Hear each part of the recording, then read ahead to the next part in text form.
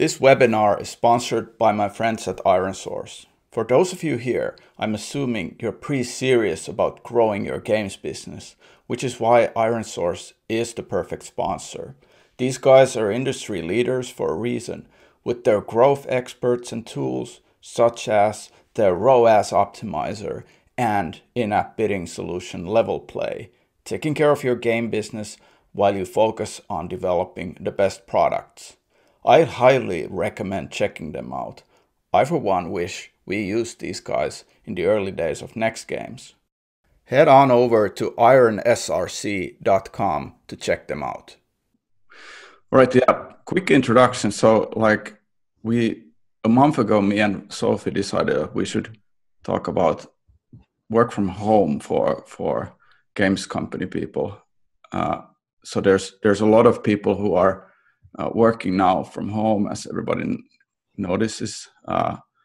So it's, in a sense, the topic couldn't be more relevant, and I think it's not going to be ending anytime soon that everybody would go back to office life, and it's probably a lot of permanent changes, so we're going to keep it that way for sure. There's a quick question here in the chat, so please just start sending questions in. You can do that into a Q&A here in Zoom. So there's participants automatically muted. Yes, that's how we're doing this. So rather than making this as a regular Zoom call, we wanted to do it this way, that we're going to be talking with Sophie, and then everybody can ask questions in the Q&A section here inside Zoom. All right, I'm going to share my screen first here, and we'll get going from there.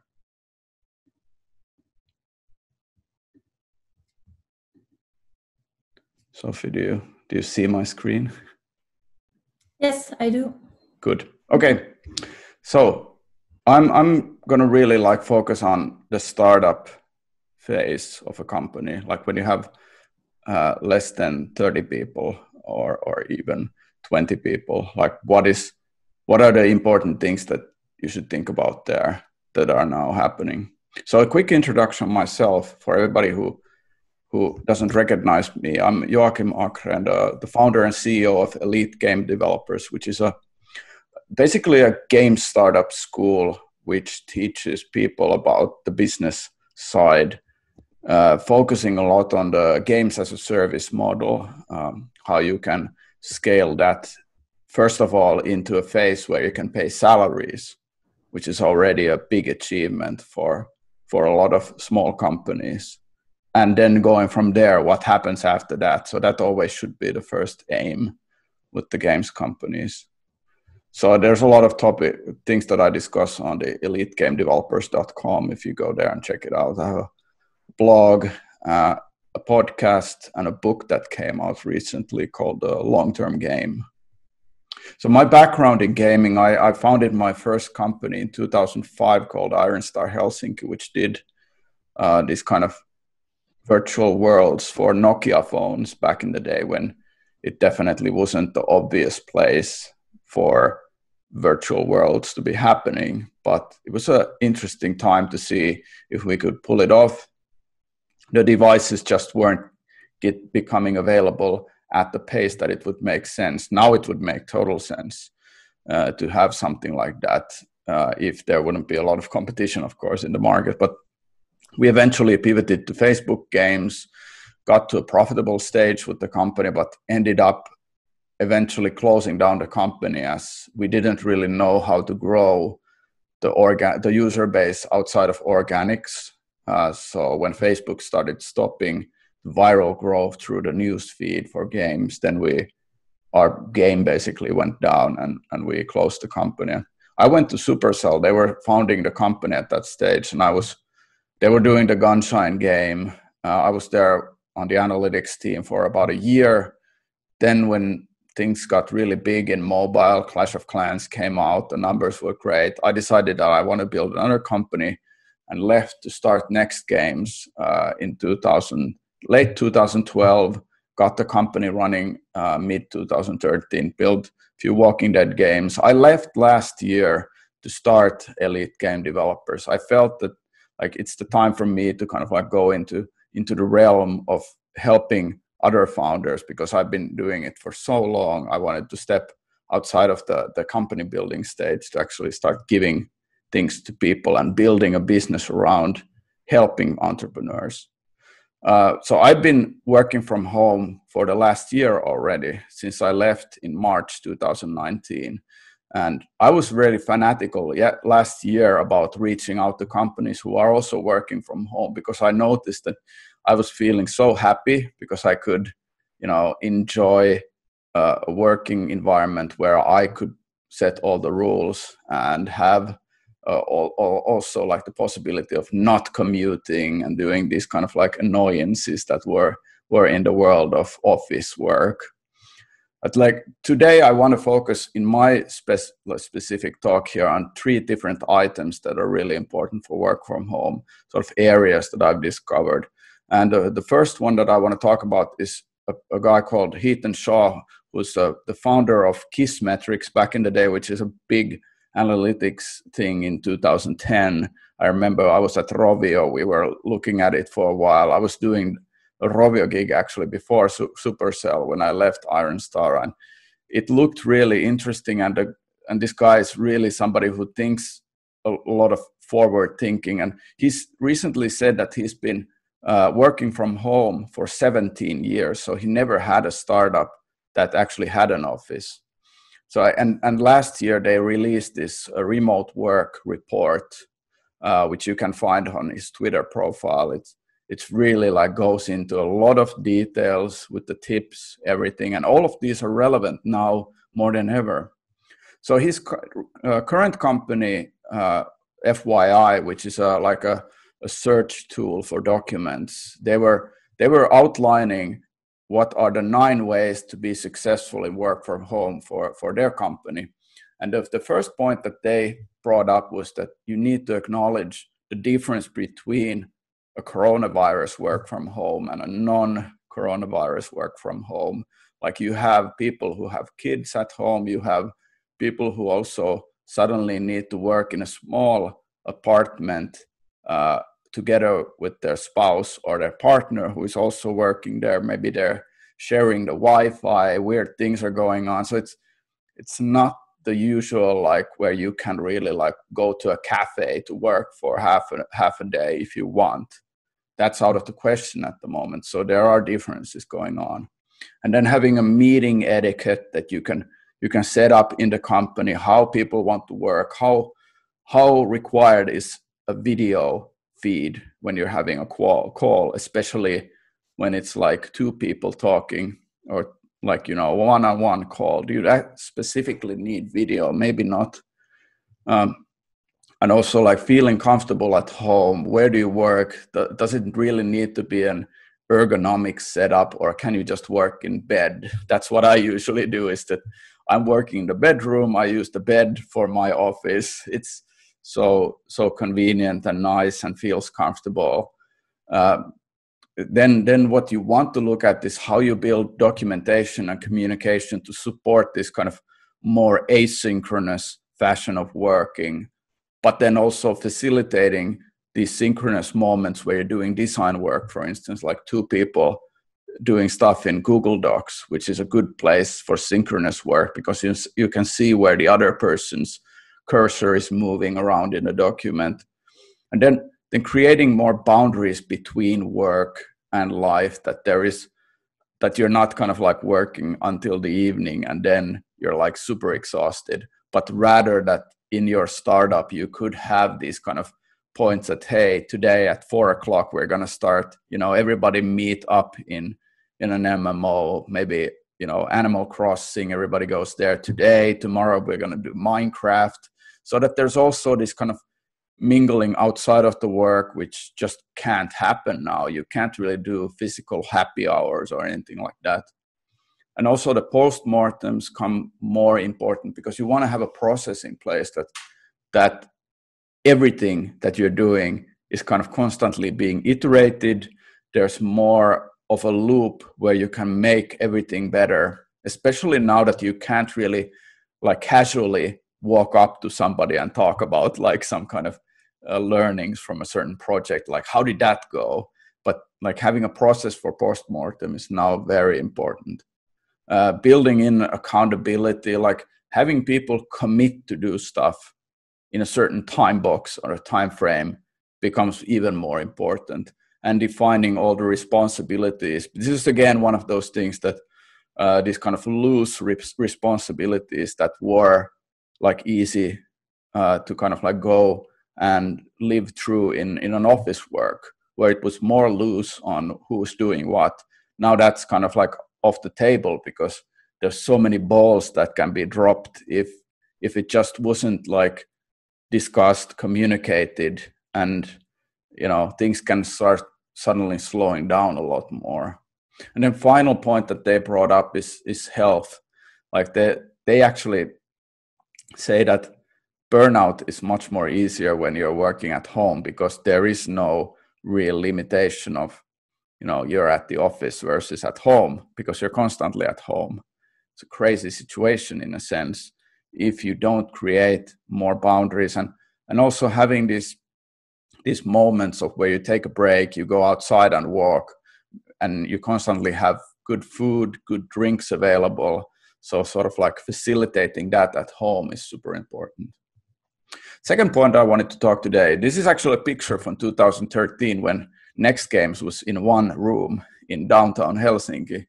The moment there is that, like, if you're at this situation now, you can pick if you want to do a fully remote company that never has an office. It's totally doable. Just start, understanding all of these ways that certain companies like Heaton's company here, FYI, doesn't have an office, never had an office. What are the learnings that you can incorporate? So I'll share a bit more here from CEOs that have been doing interesting things. There's this company called Loom, which I've been using for some of my lecture videos, where you basically create a presentation video clip where the person who is presenting is also in this kind of like bubble in the screen.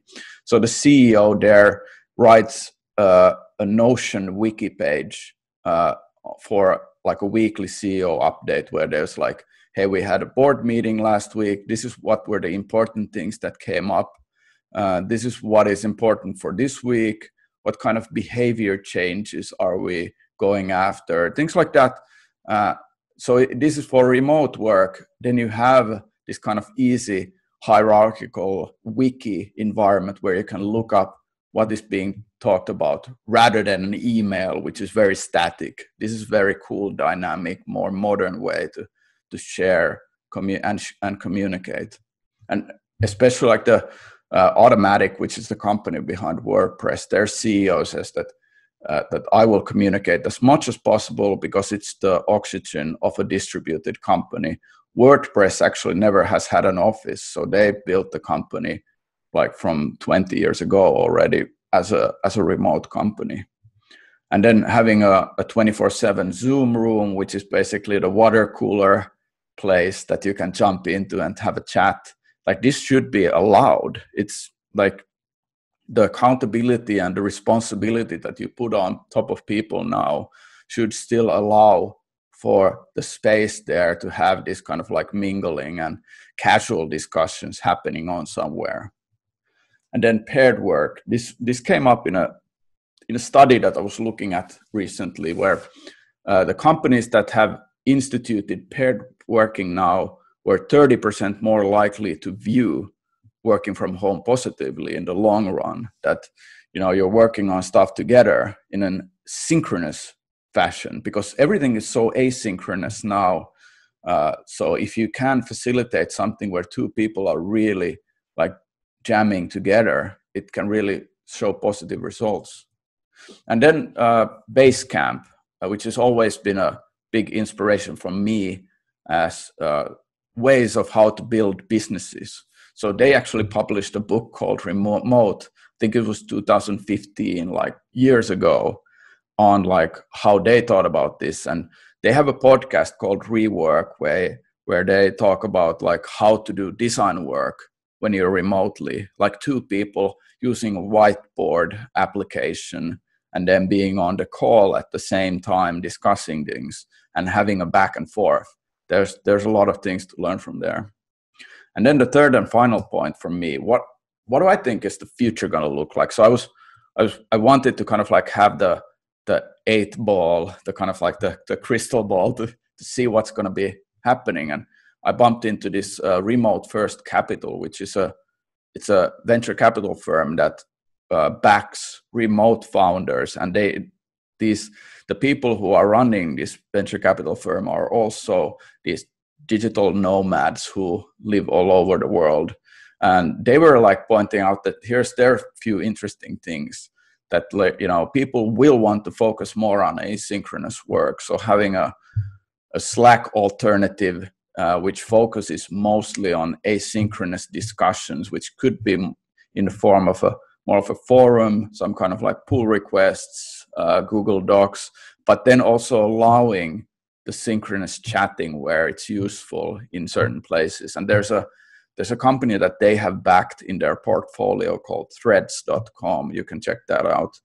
And then for loneliness and mental health, because like you're working from home, it's very lonely. I bumped into a lot of like horror stories now where there's like game developers in a foreign country, in a city. They just moved there before the coronavirus started, and they're you know, lonely in their apartments. They don't know anybody besides the people that work with them. So there's a lot of tools in place coming up, like Cody.com, which is a interesting application where you can see people in your neighborhood who are also working remotely. So you can build a community around people who sort of like work remotely.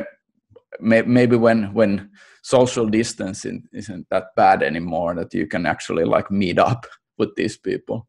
And then global payroll. This was a common problem, especially at Next Games. We had people who we wanted to hire who didn't want to move to Finland. And it's super tricky to pay like an employment, like all the fees when you have the person in another European Union country, for instance. So remote.com is trying to fix this payroll fragmentation. And then like they're looking for a Starbucks competitor for remote workers, where there could be a cafe chain more focused on remote workers who want to casually hang out at a third space, which isn't their primary workplace, more of like a quiet, hidden, focused, maybe a small members fee there.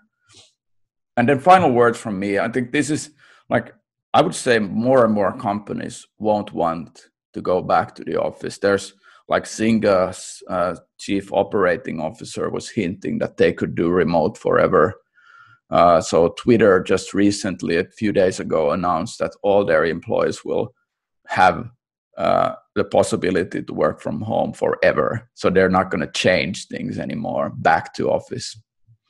So this was what I wanted to say. I'll give it to Sophie now, and we can do the Q&A after both of us have been talking. Yep, thanks. Joakim, I'm not sure if I can start the video. Just I wanted to let you know that. So yeah. Oh, no worries. All that time. No worries. We can hear you perfectly. So we're going to live with that today. Okay. So hearing, but not the video, right? Yeah. All right. So then let me see how to, share the screen again. All right. So you see it, right? Yes. Yes, perfect. So hi everyone. Yeah, I hope some of you see how I look like.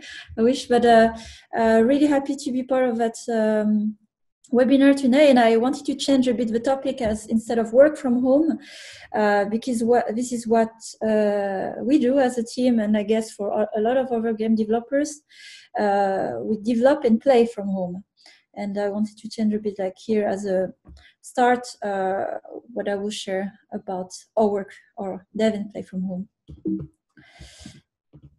So about myself, I've been working over a decade in the mobile gaming, and I've worked in the past for companies like Gameloft, Wooga, and Rovio. So I lived also a few years in Finland, which I miss, especially these days. I really miss the nature, and moved back to Berlin for a new job and opportunity.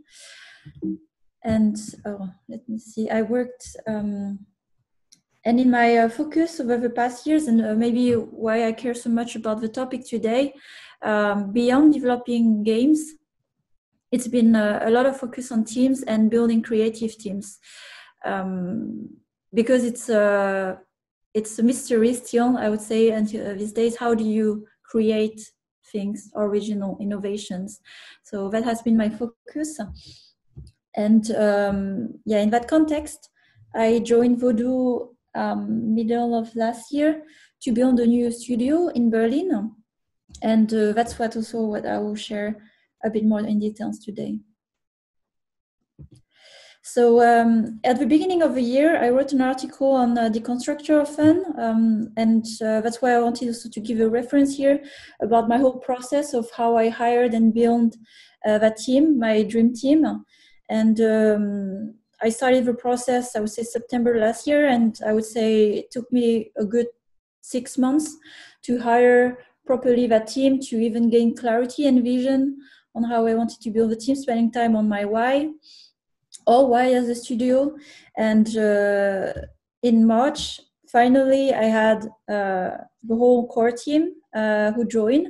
So this was the photo we took when everybody joined early March. And yeah, a very diversified team as well. We are, I think, 8 nationalities, if I'm correct. And yeah, some of us knew each other. So for example, Marco, we worked together at Wuga in the past, Fritz and Nick. So some of us knew each other before we started, and some were new. So there was a 50-50 of known and new. But that was the context when we started early March. And then that happened. So during March, it was announced, and because also as a company, we wanted to be behind what was happening in the world, we made it official very fast as well that we should stay and work from home. So that happened a week after the whole new team joined. And yeah, for me, you can imagine it was a bit of a bummer because I was super excited to finally have my team and start to work on things.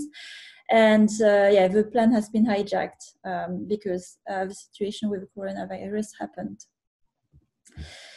And I wanted to share here about what was the situation as well for me, because of course I had plans, I had ideas of what I wanted to do when the team would join, and that was a short list of what I had in mind. So spending the March, April onboarding the team.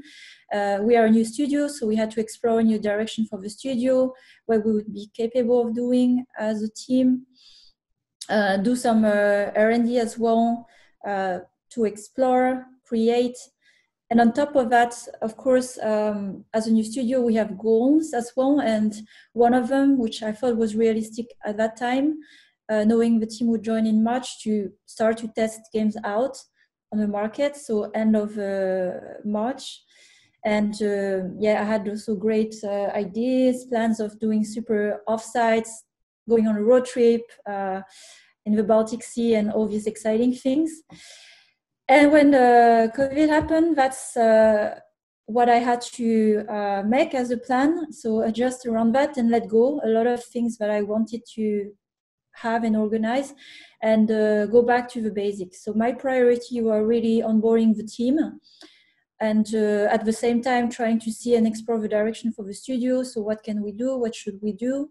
What do we want to do? And on top of that, I had another priority that was my main in the end, was keeping the team together, the new team together. So why was I focusing mostly on that? That's a visual I wanted to share about what is my view about teams and game development. It's a very long game. As Joakim wrote, it's an infinite game. And I don't want to look in short term about what we can do in the next month, 6 months or a year, but game development is hard, long, and unpredictable sometimes. And my goal is to keep the team throughout the whole journey. That can be very long. And yeah, when that doesn't happen, unfortunately, there's no team, and then there's no game development. So that was my priority, to keep the team together. So with these goals of onboarding and forming the team, exploring the direction for the studio, and at last, if we can test a game on the market, that was the order of priority. And the way I thought about it was, and it's also a principle I have for my own life, even in the hardest situation, of course, COVID is really difficult times for everybody. Working from home is difficult, plus the logistics and so on. So I didn't want to make it even more serious and heavy as it was already. And one solution I have always for the situation is to play. How can I turn that situation we have, the goals we have, as a situation of play? And what we did as a team then, we are 9, we thought, okay, how can we learn about each other and at the same time explore new games and at the same time try to meet the goal of testing a game on the market. So we approached the whole exercise in a very playful way, with not so much pressure of, okay, we have to deliver, but really being open about it and giving it a try given the circumstances. So we divided into 3 squads, and we explored a very different direction as well. And each of these teams, then we developed ideas and we tested things. And that was very fun. And we did our best without putting so much pressure on the result, but really learning.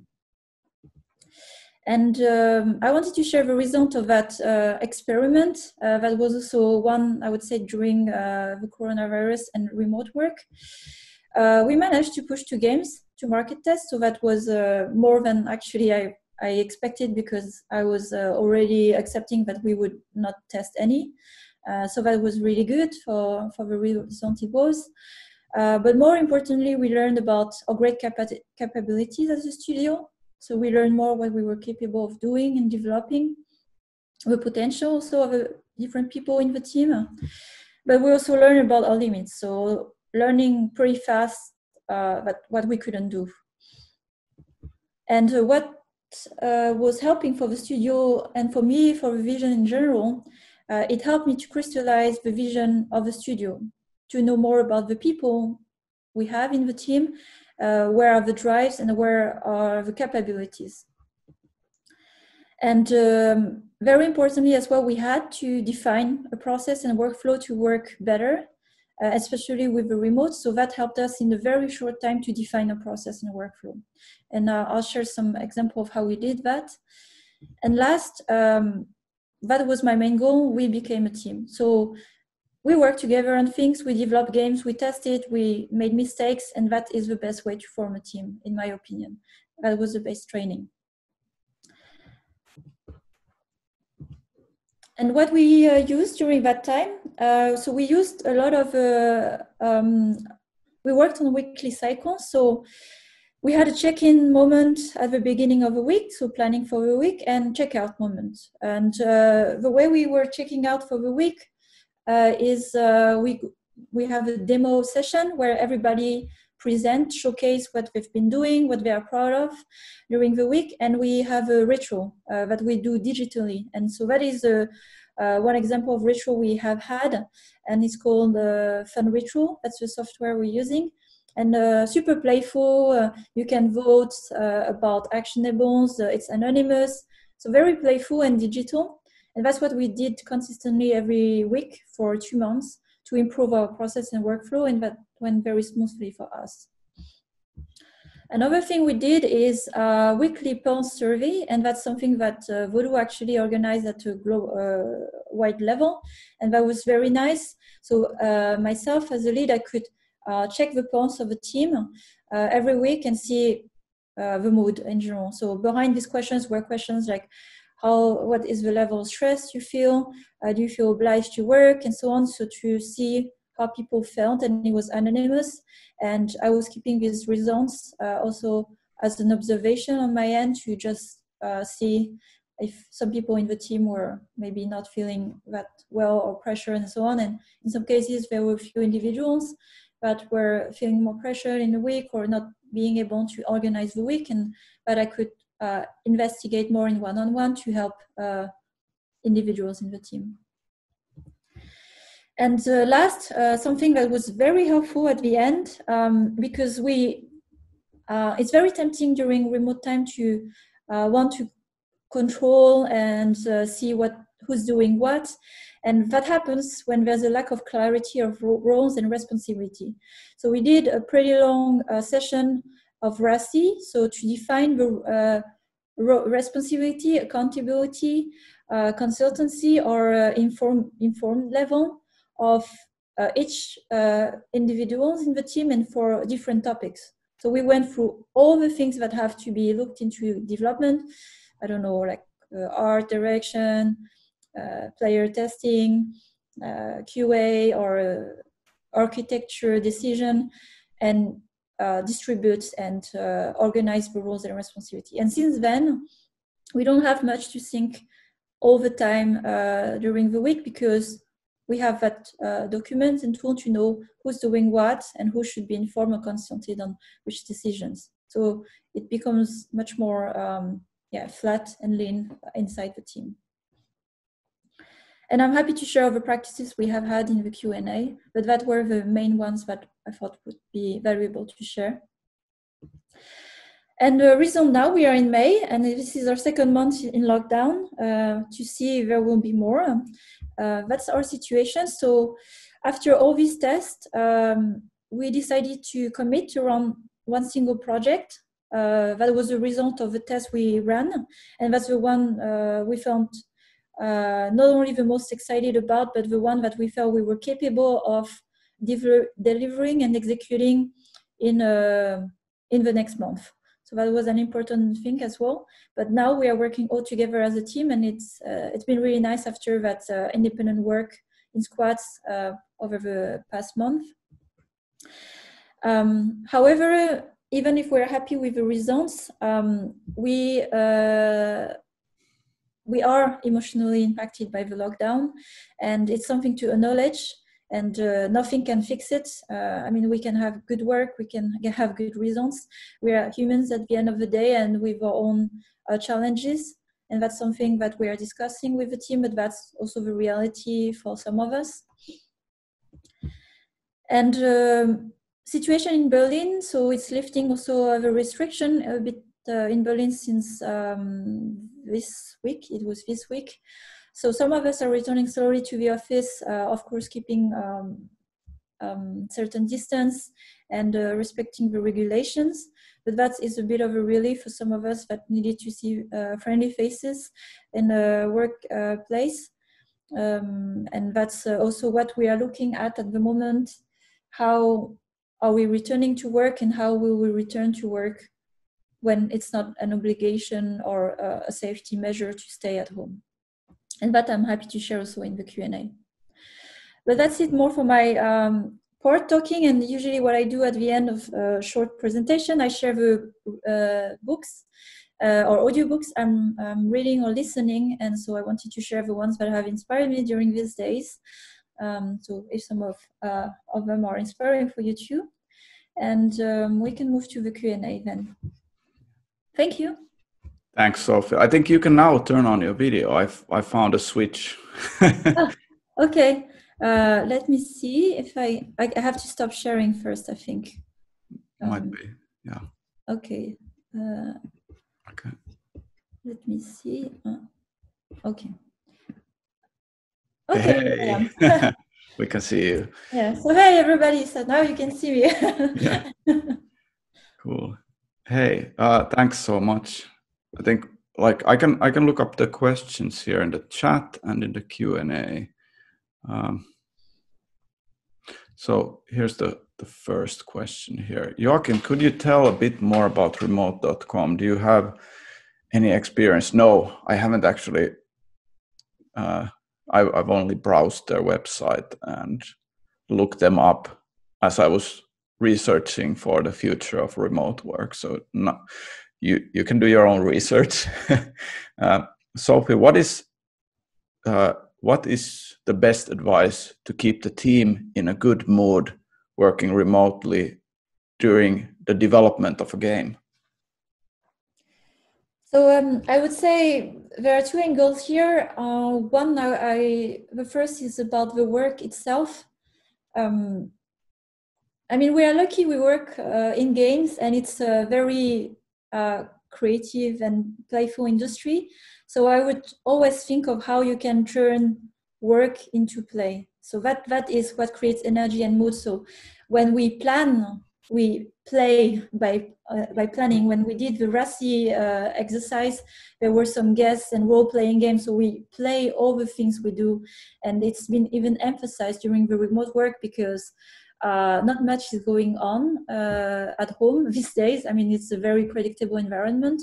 So I would think if there are several people in the team that are very creative and want to play and organize things, to play always. And the second thing is more what is not related to work. We did, so we have a lot of ownership in the team, and people just throw ideas of what we could do. So one thing we did was an idea of a designer. We do MTV Cribs. So we had to show our home, and it was like some people could join, and that was very funny. So it was a way to know each other, like by showing the home. Or we had a 5 minutes of fame because we realized, we don't know about each other, what we did before we just started to get in the work. So we did a session about that. So just throwing ideas, of what else you can do and making everything as a game. That would be my advice in general. Yeah. Do you always have video on? What's the kind of etiquette for you guys?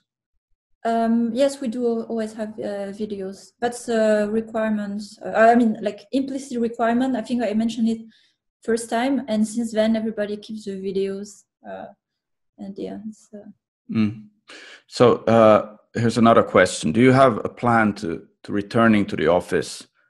I'd guess this is more like fully returning. And will you do it instantly, or will there be or do you already have a plan of transitioning? Yeah, so for the transition, I can comment about that. It's already happening. So because we can go to the office and it's on a voluntary basis. So I'm testing also the transition with that time where it's a bit blurry, like, okay, should we or should we not go to the office? And I can see who needs to go there. So we are creating the case by going. So for example, this week was the first week where it was lifted. Product people, like with the product manager and designer, we agreed, let's meet at the office to brainstorm about, I don't know, product. And we agreed on a date to be there. And some like developers, they are really happy to stay home, and that's fine. If they need to meet, then they will meet. But for example, artists needed to brainstorm and they met. So that's a good transition point where it's on an ad hoc basis. What do we need to discuss? And then we go. And going forward, so to be honest, I never worked remotely like that. So that was a bit of a shock when that happened, and anxiety when in March there was a lockdown. But I see actually a lot of benefits of that when in non-COVID situation, where I ask myself if the way we work, isn't it a legacy of work, and it makes me question revisit a lot of things we think were necessary and are not. And I would like to actually brainstorm with the team when it's not an obligation to stay home. How do we want to work? And I'm very flexible and open about it. Just to give an example, before I was considering remote work 1 day per week, and now I'm leaning more towards 3 days or even more based on what we need. So having check-in and check-out point are important, and I think it's important to have distinct moments. But do they have to be all the time? Maybe not. And I'm actually excited about that because it's better also maybe for the lifestyle. I mean, we know that reality, we always have to do these errands that are very annoying to do on the time that everybody does it. So I would like also to have flexibility of work that is more adapted to the lifestyle of people. So I hope that also other companies would be open about that, because I think it's a reality more than, a luxury option. And the more we accept it, and I think the more new opportunities will happen. I like the idea of the virtual coffee, by the way. I have to check that. I think there's a lot of things, new businesses maybe that can, grow from that. Mm. There's a question, will you be sharing these materials after the webinar? Yes, I will. I will try to put this into YouTube, into Elite Game Developers site, and transcripts, and also the presentations and the links that were in the presentation. So yes, we'll hopefully get everything up and live still this evening. Then another question, what would be your advice for a new manager joining the game team remotely? That's a tricky one. Usually it's like you are the first person in the team already, and others join. But how I would approach it, because I would say as a principle, always the challenge, I would say when you are a new manager joining a team existing is already a challenge by itself. So I would have the same advice that remote or not in that case, where it's building the trust. So I would start by spending time individually with each of the people in the team, checking the situation, developing that trust. And you can do it actually quite well remotely, having these calls that are work related or non-work related, where you spend time to know each other and have a bit of an audit of the situation. Yeah. And by that, you have more clarity of what is needed and be able to take your next course of actions. That's good. Then another question here from Jonne. I'm really curious about your personal rituals in home for productivity and then the team rituals that you were talking about. Could you talk about more of that? For me, home is so full of distractions and I love to keep it peaceful, a place of fun and relaxation. I find rituals effective for this duality. Yeah, for like I can answer also that. I think like going on walks is so good if you just remember to do it. So try to just add that into the day. Maybe like go buy some food in the middle of the day is also like from a grocery store or something, just to break the monotony of waking up, working, and not really like having any kind of like, you know, what commute usually added was a space where you're not at home and not at work. But when that is lacking, it's a bit tricky. I don't know what you think, Sophie.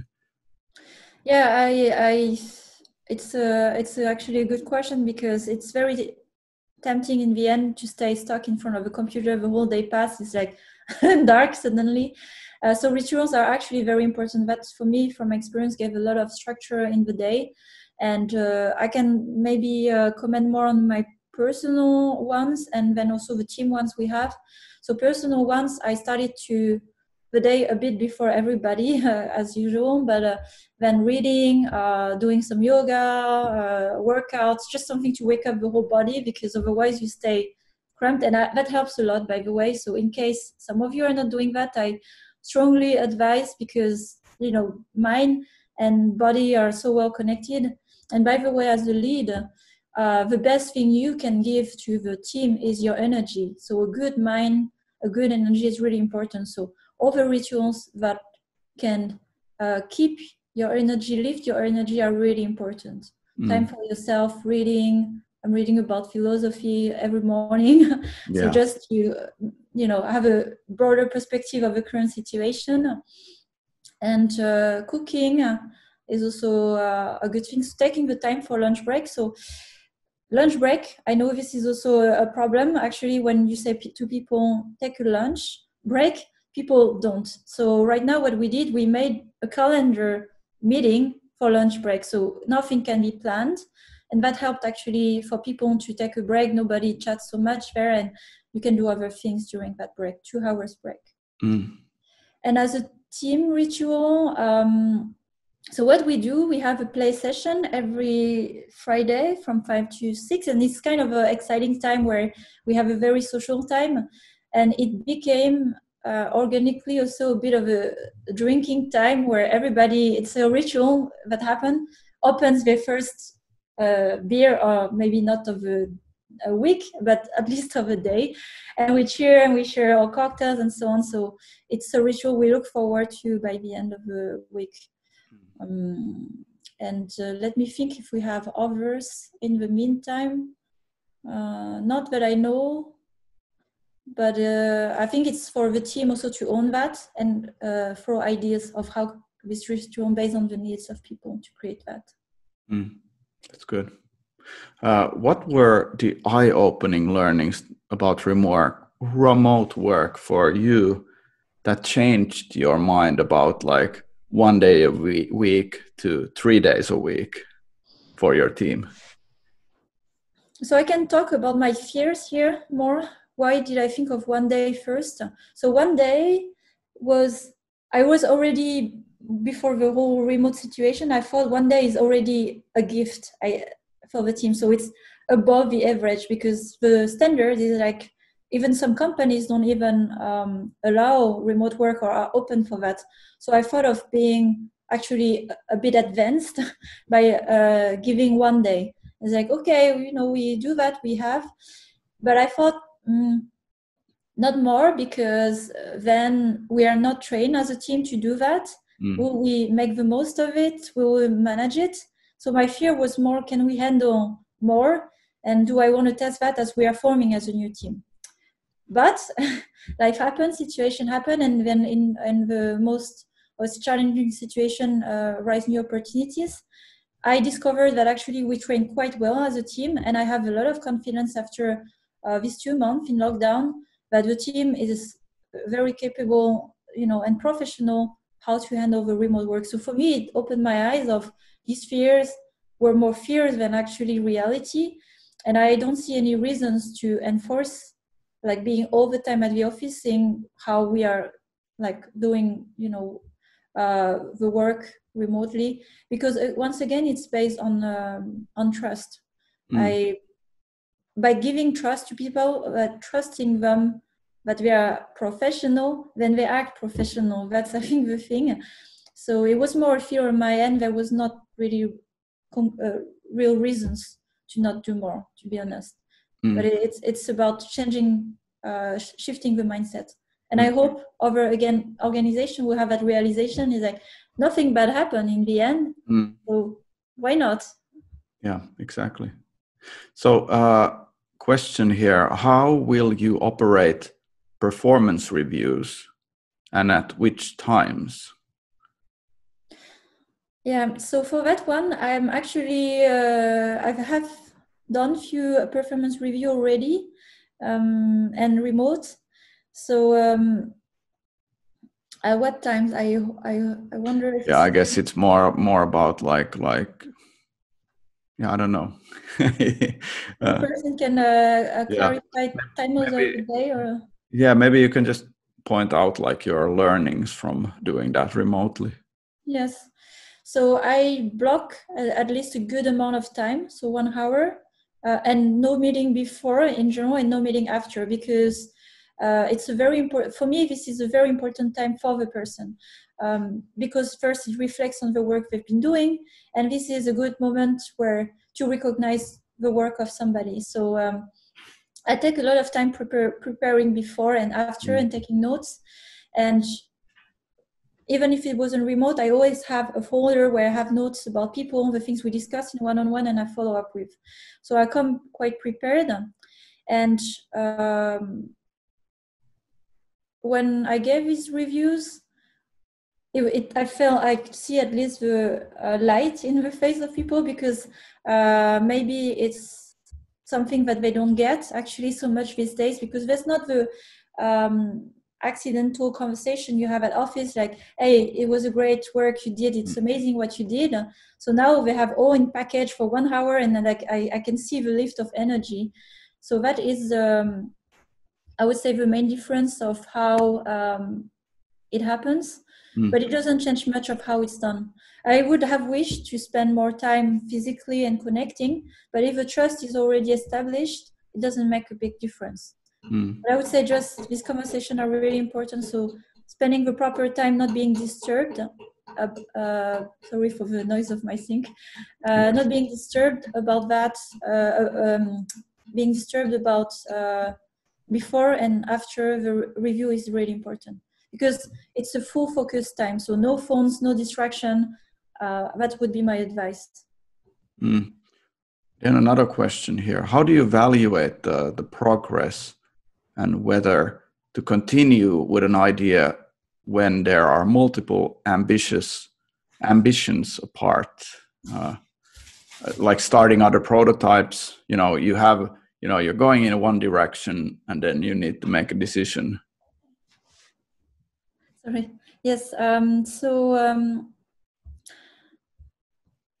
Let me read the question again. Yeah, because it's in a sense, like, I think what the question is about is like, how do you evaluate progress on a project now that you're remote? Yes. Versus, starting another prototype, or, these kind of like decisions that you need to make in the projects. Yeah, so that's also what we did actually by testing 3 very wild ideas to also understand about capabilities of the studio. And it's important to set goals. Like that's also what we decided with the game we made, and I made it very clear as well. What is the goal, the outcome expected from these experiments? So, Right. for example, for the prototype, we didn't know if we would be capable to test all of them. So we had to have some metrics or criteria to decide if we should continue or not. And for me, it comes down to 3 actually. One is how do we feel excited about working on that game? Because in the end, it's we can do a lot of games, but if there's not energy, drive, passion into the game, it will be difficult actually, because it's hard. And the second question is about capability. While we want to make that game, are we capable? Do we have the skills? Do we have the experience? Do we have the knowledge to make that game? And there were some games we decided to not continue because, for example, it required more technical art. One of them, we were not confident that we could do it, but we wanted to do it, but we decided to not do it. And the last is it one that is aligned with the vision of the studio? So the vision of our studio is very audience focused. So we have a particular audience that we really believe that we want to serve. And if that's not aligned with that audience, then it's not one we should pursue either. So in a high level, and that's how we evaluate. And of course, when now we do some test markets, very tangible metrics. So I give a goal of what we expect, but a range of if we can still explore and a time to correct. So let's say we don't meet the target, but we are 10%, 15% below. We agreed that we will give a month to correct it. If we don't manage it, then we should really consider seriously, is it worth of our time? Because in the end, the question is, what is worth of our time? Are we working on the things that will have the biggest impact? And if we are spending 6 months to move a small needle, maybe it's not the best use of our time. Excellent answer. So regarding working hours, have you seen those change? Like, are people working more or less, or is there like, it first changed, but then it came into a kind of like a normal rhythm? What do you think? In reality, people worked more, and I'm myself as well falling in that because there's no separation between, like no commute. So maybe on the team level, which is different, I remind about the official time of work, and nobody is expected, shouldn't be expected to answer. So I try to send a lot of materials to the team to remind them about how to systemize better Slack. To you can do a lot of system notifications off, on, at which time, and also create a better system for them to be reminded to not be disturbed when they shouldn't be disturbed. But we happen to work more, and I think a healthy thing to do is to talk about it. It's nobody's fault. It's just first being aware of that, and people, once they are aware, usually find a way to solve it. But I'm here also as a support for them to talk about it and acknowledge it, and like, okay, and that's not what we want, and then throwing back a bit like the problem to them to think about how they can solve it. Yeah, that's good. Another question here, which It's a really interesting one. Do you think people can achieve the same level of creative results using online tools now that you're remote? I don't have a full clear answer about that one, because I'm quite happy of what we have created given the circumstances. So for me, they are quite exceptional. Is it because we were remote, or we would have done that anyway, not being remote? I would say the limitation of working online and remote is that the brainstorm part is less accidental. So there's less room for lucky accidents or ideas.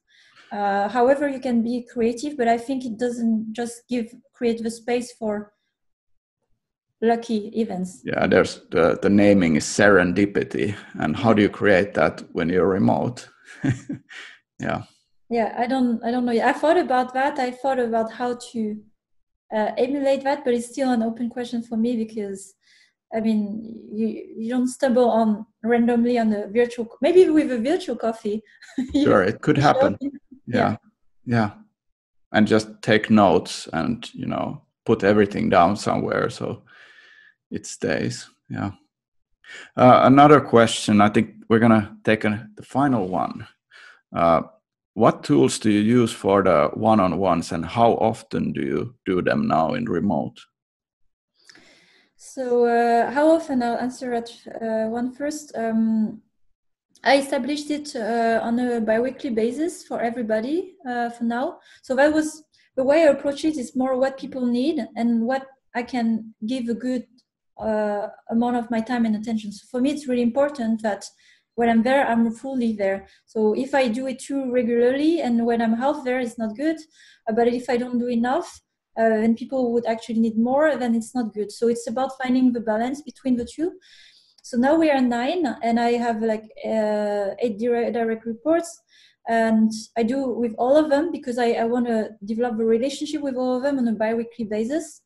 And I give by default 30 minutes. And if needed, we extend it 45 minutes, 1 hour. So it's quite modular, because sometimes people feel anxious about filling in the time. So I prefer to be flexible around that. And if people need more, actually, I do this survey often with the team. Do they feel they talk enough with me or not? And if I see it's down, then I may increase.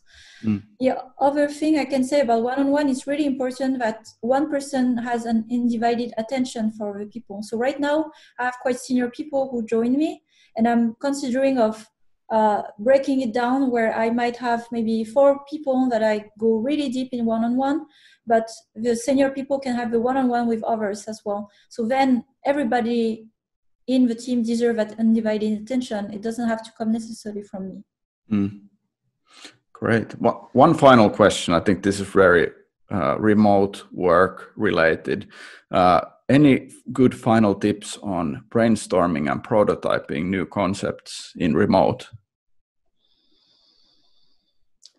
So what we have used as a brainstorm tool, which was not designed for that, but we do, it's the fun retro board, actually, because you can put like on a digital board things. And let me think of how we did for the rest. I think we just jump in a call, and it's very organic and improvised and unorganized. So it's like leaving a lot of space. So sometimes it can take 2 hours. So it's not the most efficient meeting, but that's fine, because then we start to have discussion and discuss. So sharing first, what's the situation, what's the feeling, what is the problem, and then we start to say, oh, maybe this and that. So I haven't found any tool that can do that, like specifically for brainstorming, but brainstorm about the brainstorming tools is kind of a bit like trying to brainstorm everywhere is a kind of a way. Yeah, it's a constant discovery process for sure. Hey, thanks a lot, Sophie. This was really good, really fun. Yeah, thanks, Joakim, and thanks everyone for very good questions. I wish I could answer more, but you can have share my contact. You have my contact also on LinkedIn if you want, and I'll be happy to follow up with the questions. What we could do is, when I share the recording on LinkedIn, I'll tag you, Sophie, and then we can have more questions there in the comments. What do you say? Perfect. Let's do that. Okay.